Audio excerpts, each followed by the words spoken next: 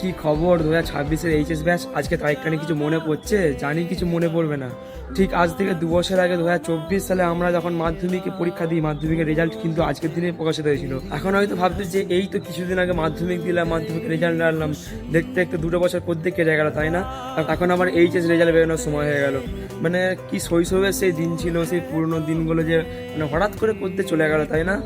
হ্যাঁ হ্যাঁ, বুঝছি। শুধু তোমার একার সাথে না, সবার সাথেই এটা হয়েছে। সবার জীবন থেকে যেন যে স্কুল জীবনের যে খুশিটা কোথাও একটা উধাও হয়ে গেল। ক্লাস 10-এর মাধ্যমিক পাস করে ওই যে ক্লাস 11-এ উঠলাম, তারপর থেকে আর সেই আগের মতো মজা কোথাও খুঁজে পাওয়া গেল না। কোথায় যেন হারিয়ে গেল সেই সব দিনগুলো। দেখতে দেখতে আজ 2 মে, আজকে আর 2 বছর কেটে গেল। কেউ আর যাই হোক, এটাই হচ্ছে জীবন। কিছু জিনিস আসবে, কিছু জিনিস যাবে, এটা স্বাভাবিক, এটা মেনে নিতে হবে। তো কিছুদিন পরে তোমাদের সবার এইচএস রেজাল্ট, আমারও এইচএস রেজাল্ট। আশা করি সবাই ভালো থাকবে। এইচএস রেজাল্ট খুব ভালো হবে, পরীক্ষা আমার জন্য দোয়া করলাম।